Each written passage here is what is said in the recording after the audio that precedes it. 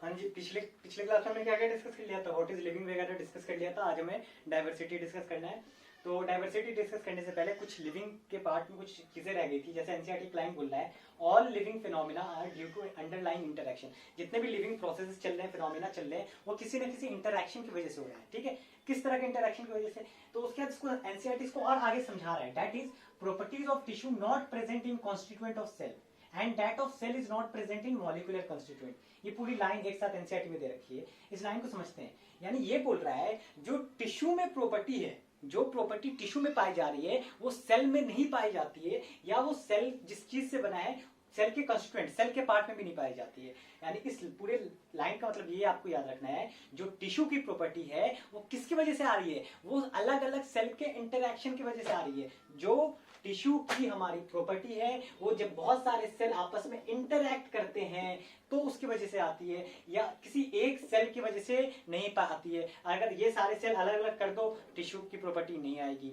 उसी तरह जो सेल की प्रॉपर्टी है, वो सेल किसका बना होता है? मॉलिक्यूल का। तो जो सेल की प्रॉपर्टी है वो भी किसकी वजह से आ रही है? अलग अलग जो मॉलिक्यूल्स प्रेजेंट हैं, बायोमॉलिक्यूल्स जैसे कार्बोहाइड्रेट, प्रोटीन, फैट, उन सबके इंटरैक्शन की वजह से सेल में प्रॉपर्टी है। और जो टिश्यू में प्रॉपर्टी है वो सब किसकी वजह से? अलग अलग सेल के इंटरैक्शन की वजह से टिश्यू में प्रॉपर्टी है। उसी तरह ऑर्गन में जो प्रॉपर्टी होगी किसकी वजह से होगी? टिश्यू के इंटरैक्शन की वजह से। तो वही बोल रहा है all living phenomena are due to underlying interaction. जितने भी लिविंग फिनोमिना होते हैं, जिंदा रहने वाले प्रोसेसेस होते हैं, वो किसकी वजह से होते हैं? इंटरैक्शन की वजह से। जैसे कि टिश्यू, प्रॉपर्टीज ऑफ टिश्यू, वो यानी जो टिश्यू की प्रॉपर्टीज है not present in constituent of cell, यानी सेल में नहीं पाए जाते हैं। तो वो कहां से आते हैं? बट एनसीईआरटी बता भी रहा है arises as a result of interaction among constituent cell. किसकी वजह से आते हैं? जो सेल टिश्यू बना रहे हैं उनके इंटरैक्शन की वजह से आते हैं। उसी तरह and that of cell is not present in molecular constituent. जो सेल में जो प्रॉपर्टी है उसके अलग अलग कार्बो, सेल के अंदर क्या क्या मॉलिक्यूल है? कार्बोहाइड्रेट, फैट, प्रोटीन, लिपिड, ये सारे, उनको सबको अलग अलग कर दो, वो सेल के तरह काम नहीं करेंगे। लेकिन उन सारी चीजों को जब सेल में रख लेते हैं तो वो आपस में इंटरैक्ट करते हैं, तो एक सेल की तरह काम करते हैं। तो आई होप ये वाला पॉइंट क्लियर हो गया होगा। नीट में ऐसी छोटी छोटी लाइन, एनसीईआरटी की बारीक बारीक लाइन पे ध्यान रखना है।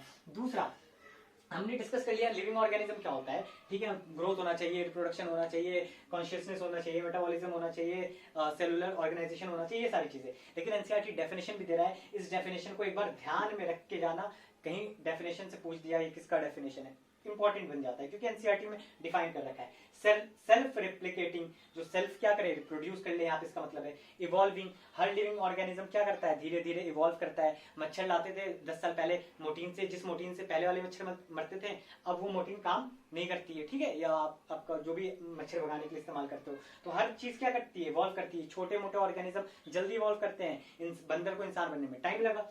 ठीक है, तो self replicating, evolving, self regulating interactive system, खुद ही रेगुलेट, सारे सिस्टम को खुद ही करने वाला, इंटरैक्ट कर रहा है सारी चीजों से, सारे इन्वायरमेंट से, और रिस्पॉन्ड भी कर रहा है एक्सटर्नल स्टिमुलस का। तो इसी का ये क्या है? आपके लिविंग ऑर्गेनिज्म का डेफिनेशन है। उतना ध्यान नहीं, बस एनसीईआरटी में दे रखा है, इतना काम का नहीं है, काम की बात करते हैं, एनसीईआरटी में दे रखा है, तो इस डेफिनेशन को ध्यान रखना, ये लिविंग ऑर्गेनिज्म का डेफिनेशन है। एक एनसीईआरटी में नीट का इंपॉर्टेंट क्वेश्चन बनता है कि, और एक पॉइंट दे रहा है एनसीईआरटी बोल रहा है ऑल लिविंग ऑर्गेनिज्म, जो अभी प्रेजेंट है, जो पास्ट के थे, जो मर गए, और जो फ्यूचर में, all living organism present, past and future are linked to each other. वो उसका आपस में क्या है? लिंक्ड है। ये स्टेटमेंट ट्रू है या नहीं है? अगर एनसीईआरटी ऐसा क्वेश्चन पूछ दे तो क्या होगा? सोचो, सही है? इसका आंसर क्या है? ट्रू। इसका आंसर क्या है? ट्रू। जितने भी लिविंग ऑर्गेनिज्म है, पास्ट, प्रेजेंट, फ्यूचर।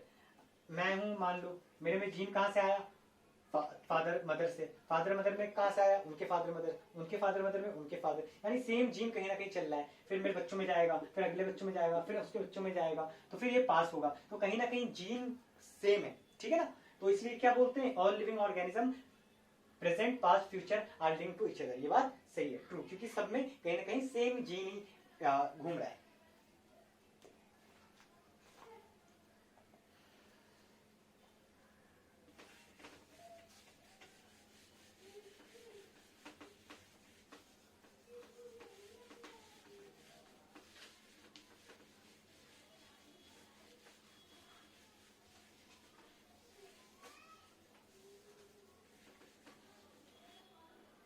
ठीक है, अब एनसीईआरटी का टॉपिक 1.2 खोलने जा रहे हैं, स्टडी करने जा रहे हैं। टॉपिक का नाम है डाइवर्सिटी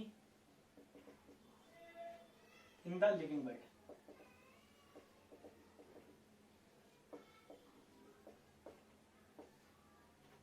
ठीक है, अगला topic 1.2 diversity in the living world. शायद दिख ना रहा हो इसलिए बोल दिया diversity in the living world. Diversity का मतलब पहला बात बता दिया, डाइवर्स है। क्या है? डाइवर्स है। देखो समझो समझो, तुम क्या है तुम्हारे हाउस में, ठीक है, कितने तरह के लिविंग बीइंग होंगे। जनरली इंसान, किसी ने पेट पाल रखा होगा तो कुत्ते बिल्ली वगैरह, तो दो तरह के लिविंग बीइंग देखे। ठीक है, तुम क्या जाओ हाउस से फिर अपने एरिया में घूमो। ठीक है, एरिया से फिर तुम क्या जाओ किसी पार्क की तरफ चले जाओ, फिर तुम कहां चले जाओ? फॉरेस्ट की तरफ चले जाओ। यानी जैसे जैसे एरिया बढ़ता जाएगा, हाउस छोटा सा, फिर अपने आसपास का एरिया थोड़ा और बड़ा हो गया, फिर पार्क थोड़ा और बड़ा हो गया, फिर फॉरेस्ट काफी अच्छा खासा एरिया है इसके अंदर। तो जैसे जैसे एरिया बढ़ता जा रहा है, यहाँ पर तुम एक ही तरह के ऑर्गेनिज्म, इंसान या थोड़ा कुत्ते बिल्ली, तुम अपने आसपास नीचे मोहल्ले में देखा तो कुत्ते भी हैं, बिल्ली भी हैं, बहुत सारे दूसरे छिपकली, कीड़े मकोड़े, फिर आगे क्या आपके क्या बोलते हैं उसको, चूहे। ठीक है, ये सारी चीजें भी देख सकती हैं। पार्क में और भी बहुत सारे इंसेक्ट्स, ठीक है, बर्ड्स, बहुत सारी चीजें मिलेंगी। फॉरेस्ट में तो बहुत तरह के ऑर्गेनिज्म मिलेंगे। यानी लिविंग वर्ल्ड क्या है? बहुत ही फैला हुआ है, काफी डाइवर्स है। डाइवर्सिटी का मतलब ये है। ठीक है, तो उन सारी चीजों को, diversity in the living world, इसी चीज को समझना है हमें इस टॉपिक में। ठीक है, अच्छा एक बात बताओ, तो एक चीज और बता देता हूँ। तो यानी उसके बाद क्या आ जाएंगे? वर्ल्ड। उसके बाद क्या आ जाएगा? वर्ल्ड। मान लो वर्ल्ड में, पूरे दुनिया में टोटल कितने लिविंग ऑर्गेनिज्म है? ठीक है, total living organism present in our world, total living organism present in our world. हमारे इस दुनिया में जितने भी लिविंग ऑर्गेनिज्म हैं, टोटल सबको काउंट कर दो तो उसी को हम क्या बोल देते हैं? बायोडाइवर्सिटी, एनसीईआरटी के हिसाब से। ठीक है, एनसीईआरटी क्या बोल रहा है? बायोडाइवर्सिटी का मतलब क्या है? बायो मतलब लाइफ, तो टोटल लाइफ को काउंट कर लो, उसी को हम क्या बोल देंगे? बायोडाइवर्सिटी। तो टोटल कितने स्पीशीज हैं? 1.6 टू 1.7 शायद दे रखा है एनसीईआरटी में, 1.7 से 1.8 मिलियन, यानी 17 लाख और 18 लाख स्पीशीज है। मतलब इंसान एक अलग स्पीशीज, कुत्ता अलग स्पीशीज, ठीक है, बिल्ली अलग स्पीशीज। तो टोटल कितने? 17 से 18 लाख तरह के क्या है? ऑर्गेनिज्म है। प्लांट या एनिमल नहीं बोलूंगा, ऑर्गेनिज्म है 17 से 18 लाख। इसी सारे ऑर्गेनिज्म को क्या बोलते हैं? बायोडाइवर्सिटी। अभी तो हमने 20% भी नहीं ढूंढा है, इसके कहीं ज्यादा है, हमने डिस्कवर नहीं किया। बहुत सारे ऑर्गेनिज्म तो छोटे होते हैं जैसे बैक्टीरिया वगैरह। तो total living organism present in our world, इसी को क्या बोलते हैं? बायोडाइवर्सिटी। यानी हमारा मकसद क्या है कि बायोडाइवर्सिटी को पढ़ना। हमारा मकसद क्या है? बायोडाइवर्सिटी। तो पूरे डिटेल में तो 17-18 लाख को पढ़ नहीं पाएंगे। ठीक है, एक सवाल यहाँ पे उठता है कि हमें बायोडाइवर्सिटी को स्टडी क्यों करें? हम बायोडाइवर्सिटी की स्टडी क्यों करें? तो देखो समझो, किसी चीज को भी अगर हम फायदा उठाना चाहते हैं, फॉर एग्जाम्पल कोई टार्जन आ गया, कोई गांव से एक बच्चा आ गया जिसको कंप्यूटर के बारे में कुछ नहीं मालूम, लेकिन उसको कंप्यूटर दे दिया और इंटरनेट दे दिया। हमने बोला लो इससे पूरी दुनिया का ज्ञान प्राप्त कर सकते हो। ठीक है, नॉलेज इज विजडम, जो भी बोल दो, पूरी दुनिया का ज्ञान प्राप्त कर सकते हो। तो उसको पहले क्या सिखाना होगा?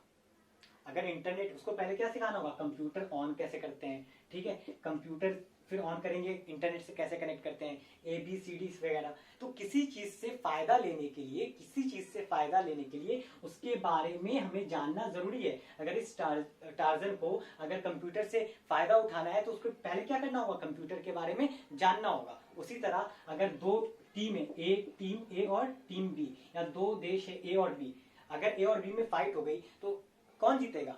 नहीं, पहले अगर A को B को हराना है तो उसको क्या करना होगा? बी के बारे में सारे नॉलेज रखने होंगे, कितने आर्मी है, क्या स्ट्रॉन्ग पॉइंट है, क्या वीक पॉइंट है, किस तरह के एरिया में रहता है, सारी चीजें। यानी फायदा उठाने के लिए क्या करना है? हमें स्टडी करनी है। ठीक है, तो अब नेचर से क्या फायदा उठा सकते हैं? अरे भाई कैंसर का इलाज चल रहा है, तो भाई बीमारियों की दवाई कहाँ से मिलती है? नेचर से तो मिलती है, हो सकता है प्लांट से मिलती है। तो अलग अलग जितने प्लांट, जितने स्पीशीज को हम ढूंढेंगे उतना ही ज्यादा हमारा इंसान का क्या होगा? इवोल्यूशन होगा। जितने मिनरल को ढूंढेंगे, ठीक है, जितने चीजों को जानेंगे नेचर को, उतनी सारे क्या बनेंगे? मेडिसिन बनेंगी। तो बेसिकली हम इंसान सेल्फिश है, हमें चीजों से फायदा उठाना है, तो फायदा उठाने के लिए उनको स्टडी करनी जरूरी है। इसलिए हम बायोडाइवर्सिटी को स्टडी करते हैं, diversity in the living world. ठीक है, अच्छा अब आगे बात करते हैं कि डाइवर्सिटी की स्टडी को क्या बोलते हैं, आगे हम देखेंगे। तो कहने का मतलब डाइवर्सिटी इन लिविंग वर्ल्ड का मतलब मैंने ब्रीफ दे दिया कि दुनिया में बहुत सारे ऑर्गेनिज्म है, उसको बायोडाइवर्सिटी बोलते हैं। इस टॉपिक में इस बायोडाइवर्सिटी के बारे में जानना है। ठीक है। और इस डाइवर्सिटी को समझने के लिए हम क्या पढ़ते हैं, दो चीज पढ़ते हैं, एक को बोलते हैं टैक्सोनॉमी और एक को बोलते हैं सिस्टमैटिक्स। यानी इन सारी कहानी को भूल जाओ, कहानी क्या याद रखना है, टॉपिक 1.2 में हमें स्टार्ट क्या करना है, taxonomy. What is taxonomy, heading डाल दो टैक्सोनॉमी।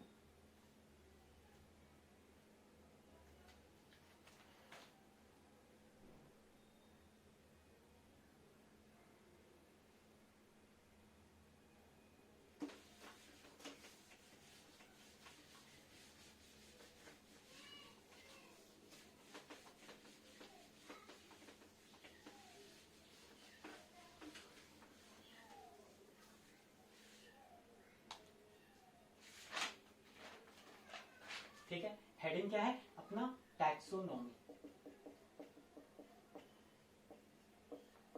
देखो टैक्सोनॉमी का, देखो टैक्सोनॉमी वर्ड जो आया है, टैक्सो, टैक्सिस और नॉमी, नॉमी। टैक्सिस का मतलब होता है लॉफुल और नॉमी का मतलब होता है अरेंजमेंट। यानी डेफिनेशन क्या हो गया, लॉफुल अरेंजमेंट ऑफ स्पीशीज। यानी जो टैक्सोनॉमी है, बेसिकली इस चैप्टर में टैक्सोनॉमी ही पढ़ना है। तो जो टैक्सोनॉमी है, वर्ड टैक्सिस से आया, लॉफुल और नोमी का मतलब अरेंजमेंट, यानी एक तरीके से, ऐसा नहीं कि कैसे भी अरेंज कर दो। और अच्छा, लॉफुल अरेंजमेंट ऑफ ऑर्गेनिज्म या स्पीशीज, ठीक है, lawful organism of arrangement of organism, ठीक है, यानी ऑर्गेनिज्म को क्या कर दो, अरेंज कर दो, ठीक है। लेकिन एनसीईआरटी ये नहीं बोल रहा है, एनसीईआरटी टैक्सोनॉमी का एक डेफिनेशन दे रहा है, और उसका डेफिनेशन क्या है एनसीईआरटी का, द प्रोसेस ऑफ क्लासिफिकेशन,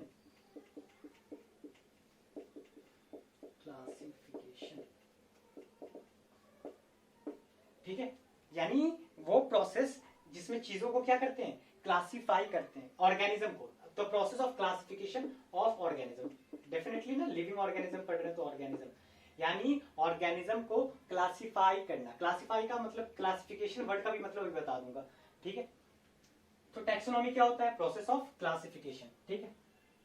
सबसे पहला इसके अंदर टैक्सोनॉमी इंक्लूड 3-4 चीजें होती हैं टैक्सोनॉमी के अंदर, ठीक है। सबसे पहला आइडेंटिफिकेशन, ठीक है।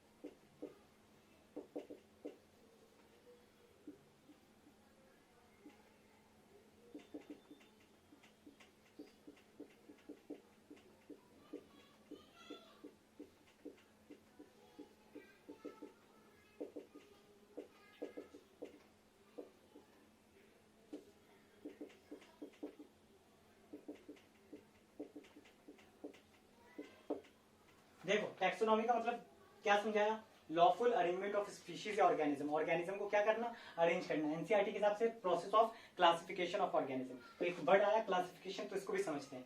तो टैक्सोनॉमी इंक्लूड 3 चीजें होती हैं। सबसे पहला होता है यानी ऑर्गेनिज्म को क्लासिफाई करना, ग्रुप में डालना। क्लासिफिकेशन का मतलब ग्रुप में डालना, ठीक है। अब ग्रुप में क्यों डाल रहे हैं कि 17 लाख स्पीशीज है, ठीक है। 17 लाख को तो पढ़ नहीं सकते हैं, तो एक जैसे स्पीशीज को एक ग्रुप में डाल देंगे, फिर बहुत सारे ग्रुप बना लें। तो अगर एक ग्रुप में मान लो 100 स्पीशीज भी आ गए, तो अगर एक के बारे में पढ़ लिया हमने, ऐसा समझो मैं बहुत हाई लेवल पे स्टडी कर रहा हूँ, पीएचडी कर रहा हूँ। मान लो मेरा कल एग्जाम है, और एग्जाम में मेरे सिलेबस में लायन और टाइगर के बारे में आने वाला है। सिलेबस में क्या आने वाला है, लायन, टाइगर, बहुत सारे ऑर्गेनिज्म के बारे में आ रहा है, ठीक है। मेरे पास सिर्फ 1 घंटा बचा है।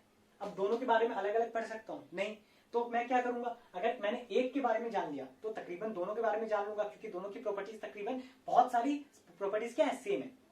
तो हम ग्रुप बना देते हैं ताकि हम एक ग्रुप में एक ऑर्गेनिज्म के बारे में पढ़ लें, तो बाकी सारे ऑर्गेनिज्म के बारे में भी क्या कर लें, आइडिया लग जाए। क्योंकि हमारे पास इतना टाइम नहीं कि एक एक स्पीशीज को हम पढ़ते रहें, इसलिए हम ग्रुप बना रहे हैं, ठीक है। तो टैक्सोनॉमी में सबसे पहला ग्रुप बनाने के लिए, यानी ग्रुप बनाना है बहुत सारे ऑर्गेनिज्म का, तो सबसे पहले आप क्या करोगे, आप बहुत सारे ग्रुप बना रखे हैं मान लो आपने, ठीक है। अब ये ए बी सी, अब आपने क्या क्या एक नया ऑर्गेनिज्म मिला, तो आप इसको क्या करोगे, किसी एक ग्रुप में डाल दोगे इस ऑर्गेनिज्म को भी पढ़ने के लिए। लेकिन ये ऑर्गेनिज्म को सबसे पहले क्या करना होगा, आपको पहचानना पड़ेगा, आइडेंटिफाई करना पड़ेगा ना कि ये प्लांट है, एनिमल है। प्लांट है तो फ्लावर वाला प्लांट है या बिना फ्लावर वाला प्लांट है, फ्लावर देता है तो फ्रूट देता है या नहीं देता, बहुत सारी चीजें, तो कौन से ग्रुप में रखें, तो पहले इसको क्या करना होगा, पहचानना होगा। तो टैक्सोनॉमी जो स्टडी है, इसमें सबसे पहले क्या करना होता है, ऑर्गेनिज्म, इसके अंदर सबसे पहले क्या आता है, आइडेंटिफिकेशन। आइडेंटिफिकेशन क्या है, a process by which an organism is recognized from other by already known organism.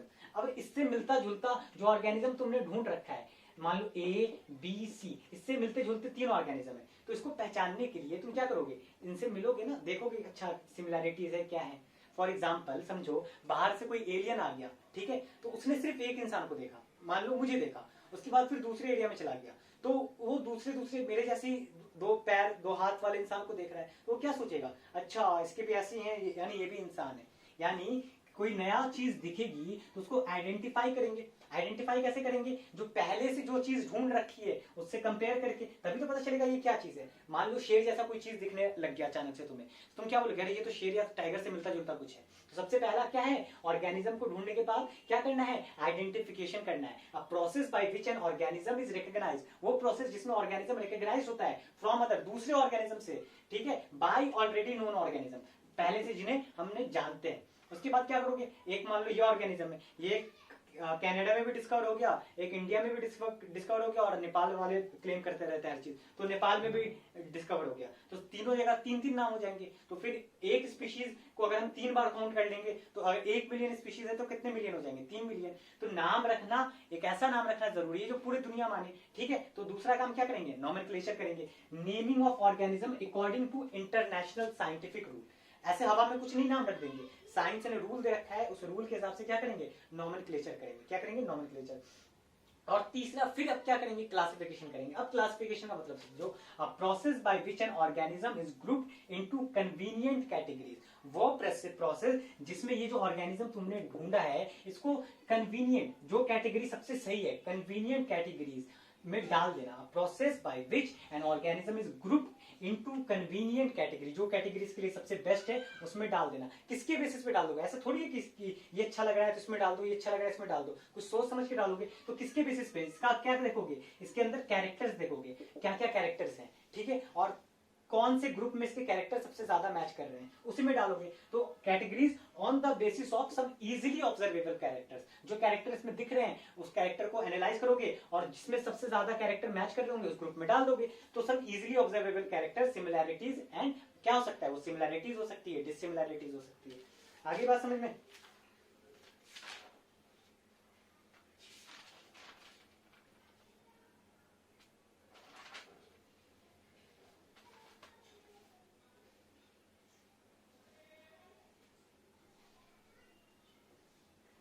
अच्छा, उसके बाद एनसीईआरटी जो टैक्सोनॉमी है, वो टैक्सोनॉमी एनसीईआरटी एनसीईआरटी ने फिर टैक्सोनॉमी को फर्स्ट चैप्टर में बताया कि टैक्सोनॉमी क्या होता है। उसके बाद एनसीईआरटी थोड़ी बहुत टैक्सोनॉमी की बातें कहाँ कर रहा है, थर्ड चैप्टर में कर रहा है कि टाइप्स ऑफ टैक्सोनॉमी क्या होते हैं, और क्योंकि थर्ड चैप्टर क्या है, प्लांट किंगडम है, तो यानी इसके आगे जो टैक्सोनॉमी जो रखी गई है एनसीईआरटी में, वो किसके बेसिस पे रखी गई है, ज्यादातर किसके बारे में बात कर रहे हैं, प्लांट टैक्सोनॉमी की बात कर रहे हैं। किसकी बात कर रहे हैं, प्लांट टैक्सोनॉमी। ये कॉपी करो फिर आगे देखते हैं।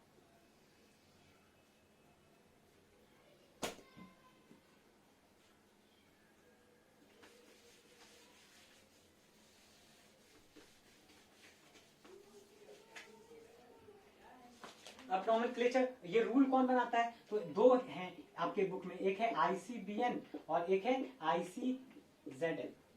ICBN international code for botanical nomenclature, ठीक है, international code for botanical nomenclature, जो प्लांट के नाम रखेंगे। और दूसरा क्या है, international code for zoological nomenclature, वो संस्था जो क्या करे, एनिमल के नाम रखने के रूल बनाए, जो प्लांट के नाम रखने के रूल बनाए और एनिमल के नाम रखने, और कैसे रूल क्या है वो हम आगे देखेंगे, ठीक है।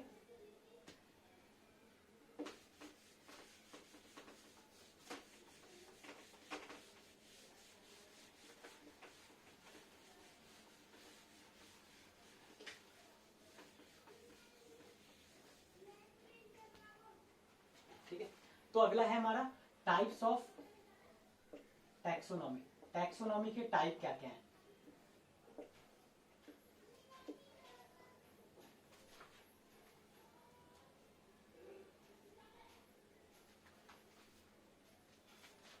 यार सबसे पहले हम ऐसा करते हैं, टाइप्स ऑफ क्लासिफिकेशन देख लेते हैं। पहले एनसीईआरटी क्लासिफिकेशन के बारे में बताते हैं। एनसीईआरटी पेज नंबर 30 में दे रखा है, NCERT page number 30 chapter number 3, ठीक है। 3 तरह के क्लासिफिकेशन दे रखे हैं। आर्टिफिशियल क्या है, सबसे पहला है आर्टिफिशियल क्लासिफिकेशन, दूसरा है नेचुरल क्लासिफिकेशन, और तीसरा है फाइलोजेनेटिक क्लासिफिकेशन। फाइलोजेनेटिक क्लासिफिकेशन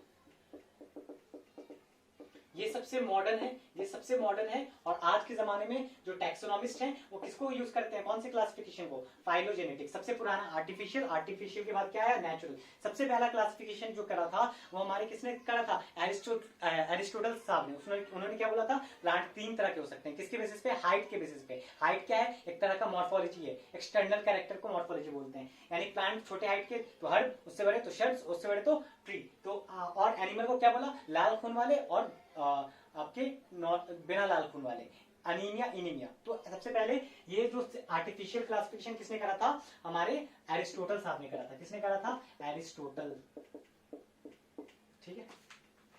इसने एनिमल को क्लासिफाई, इसका बेसिस क्या है, बेस्ड ऑन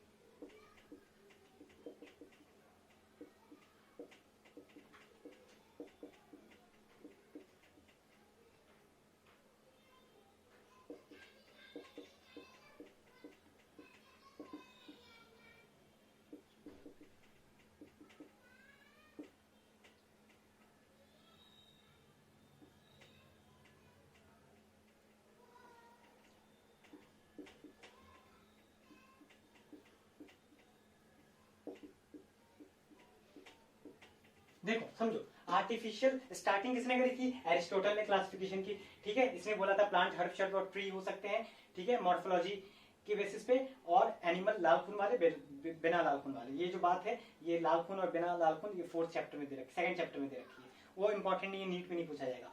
आर्टिफिशियल के 2 बेसिस है। इसका बेसिस क्या है इस क्लासिफिकेशन का, तो मॉर्फोलॉजिकल कैरेक्टर, सुपरफिशियल, वो यानी कुछ ऑर्गेनिज्म को देखकर जो भी दिख रहा है कि काला है, गोरा है, पीला है, यानी तो अब मैंने क्या बोला था, प्लांट की बात करेंगे। किसकी बात करेंगे, प्लांट की। तो मॉर्फोलॉजिकल कैरेक्टर किसकी, प्लांट की, यानी वो क्लासिफिकेशन जिसमें प्लांट की मॉर्फोलॉजी देखी जाती है। जैसे कि अगर मैं बात कर लूं habit, colour, number, shape, leaf की बात, मैंने लीफ देखा, मैं लीफ का हैबिट देख रहा हूँ, हवा में है या पानी में है, ठीक है, इसका कलर ग्रीन है, नॉन ग्रीन है, कितने नंबर है एक ब्रांच पे, ठीक है, शेप क्या है, तो ये सारे क्या है, लीफ के मॉर्फोलॉजिकल कैरेक्टर है। तो अगर मॉर्फोलॉजिकल कैरेक्टर के बेसिस पे अगर कोई क्लासिफिकेशन हो रहा है तो वो आर्टिफिशियल है। दूसरा, या तो मॉर्फोलॉजिकल होगा या तो वेजिटेटिव और सेक्सुअल कैरेक्टर, जैसे कि एंड्रोशियम का स्ट्रक्चर, एंड्रोशियम क्या है, मेल गेमेटोफाइट है, तो एंड्रोशियम, ठीक है, जिसमें पॉलिन ग्रेन होता है, क्लास 10 में पढ़ा होगा, तो एंड्रोशियम का स्ट्रक्चर ये भी एक तरह का मॉर्फोलॉजिकल कैरेक्टर है, क्योंकि एंड्रोशियम क्या है, रिप्रोडक्शन में पार्ट लेता है, रिप्रोडक्शन से रिलेटेड है, इसलिए इसको अलग मैंने लिख दिया वेजिटेटिव और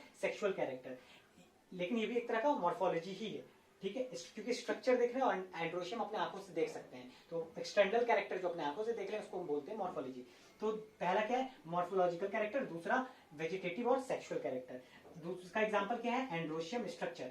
एंड्रोशियम का स्ट्रक्चर कार्लोस लीनियस ने किया था, और कार्लोस लीनियस क्या है, फादर ऑफ टैक्सोनॉमी। तो ये नीट का बहुत इंपॉर्टेंट पॉइंट है, ये नीट का बहुत इंपॉर्टेंट पॉइंट है कि वेजिटेटिव और सेक्सुअल कैरेक्टर में एग्जांपल क्या आ जाएगा, एंड्रोशियम स्ट्रक्चर। एंड्रोशियम स्ट्रक्चर का इस्तेमाल किसने करा था, एनसीईआरटी में दे रखा है, लीनियस ने करा था, और ये यानी लीनियस ने भी क्या किया है, आर्टिफिशियल क्लासिफिकेशन करा है, ठीक है।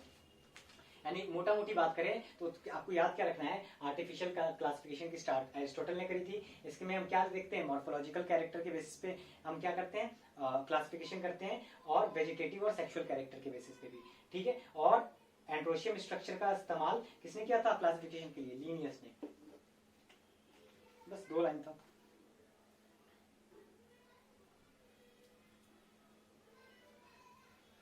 इसमें ऑर्गेनिज्म का एक्सटर्नल फीचर भी देखते हैं और इंटरनल फीचर्स भी देखते हैं। ऑर्गेनिज्म के एक्सटर्नल फीचर देखेंगे जो इसमें देखते थे मॉर्फोलॉजी, उसके साथ साथ इंटरनल फीचर भी हम देखते हैं क्लासिफिकेशन करने के लिए, ठीक है। अब किसी को ग्रुप में डाल रहे हो तो उस ऑर्गेनिज्म का कैरेक्टर देखोगे ना कि क्या कैरेक्टर है या नहीं कैरेक्टर है, तो ऑर्गेनिज्म का एक्सटर्नल कैरेक्टर भी देखेंगे और इंटरनल कैरेक्टर भी देखेंगे, ठीक है। इंटरनल कैरेक्टर में हम क्या क्या देखते हैं, ठीक है, अल्ट्रा स्ट्रक्चर यानी माइक्रोस्कोप में पूरा स्ट्रक्चर देखेंगे अच्छे से। एनाटॉमी, एनाटॉमी क्या होता है, स्टडी ऑफ इंटरनल ऑर्गन। उसके बाद तीसरा क्या है आपका एम्ब्रियोलॉजी, उसके एम्ब्रियो का डेवलपमेंट, एम्ब्रियोलॉजी, ठीक है। अगला क्या है आपका फाइटोकेमिस्ट्री, फाइटोकेमिस्ट्री मतलब फाइटोकेमिकल क्या होता है, जो प्लांट से जो केमिकल निकलता है उसको क्या बोलते हैं, फाइटोकेमिकल। तो उसकी केमिस्ट्री हम क्या बोल देंगे, फाइटोकेमिस्ट्री। यानी natural classification external feature internal feature दोनों देखते हैं। इंटरनल फीचर में एनसीईआरटी क्या क्या दे रखा है, अल्ट्रा स्ट्रक्चर यानी सेल वेल कैसा दिख रहा है, anatomy study of internal organ, embryology study of embryo development, phytochemistry जो प्लांट से केमिकल निकला है फाइटोकेमिकल उसकी केमिस्ट्री, ठीक है। इसके बेसिस पे हम क्लासिफिकेशन कर रहे हैं तो नेचुरल। और यहाँ पर एक एनसीईआरटी बोल रहा है natural classification based on natural affinities, यानी दो ऑर्गेनिज्म में किस तरह का इंटरेक्शन हो रहा है, नेचुरल एफिनिटीज।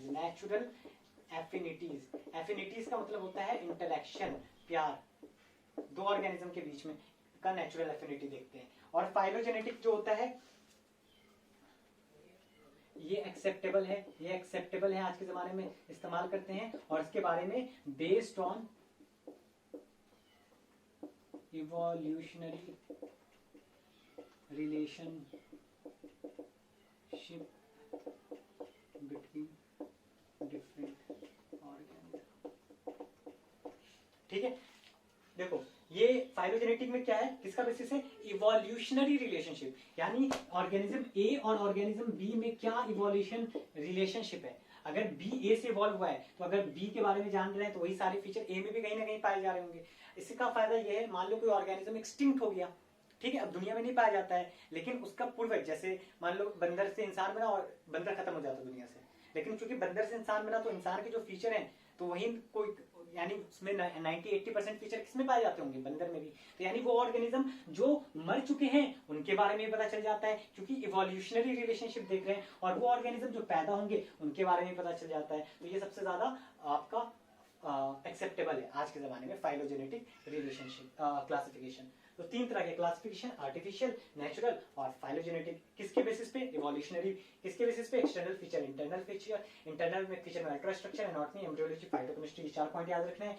और यहाँ पे वेजिटेटिव कैरेक्टर और मॉर्फोलॉजिकल कैरेक्टर। और एंडोस्टियम का स्ट्रक्चर इस्तेमाल किसने किया था? लिनियस ने। ये नीट का सबसे इंपॉर्टेंट पॉइंट है।